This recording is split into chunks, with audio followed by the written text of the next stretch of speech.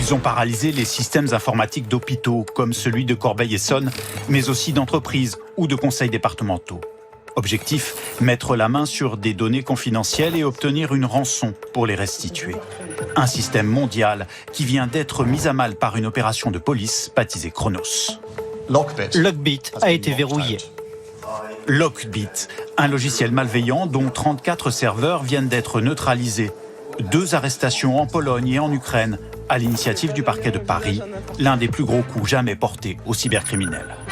Depuis 2 ans, un peu plus de 2 ans, un travail international pour localiser cette organisation, qui est derrière, où sont les serveurs, quelle est l'infrastructure technique.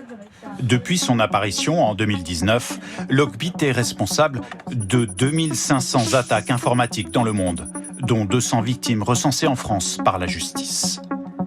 Lockbit a été conçu par des cybercriminels russophones que les pirates utilisent depuis 4 ans pour voler ou bloquer les données d'institutions ou d'entreprises.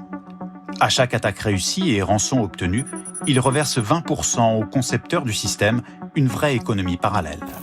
Mais l'opération de police de ces derniers jours ne signe pas la fin de ce type de logiciel malveillant, selon ce spécialiste.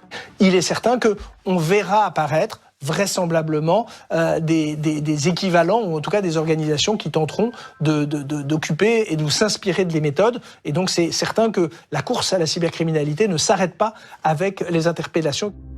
En 2023, les montants versés par les victimes de ces logiciels auraient dépassé le $1 milliard.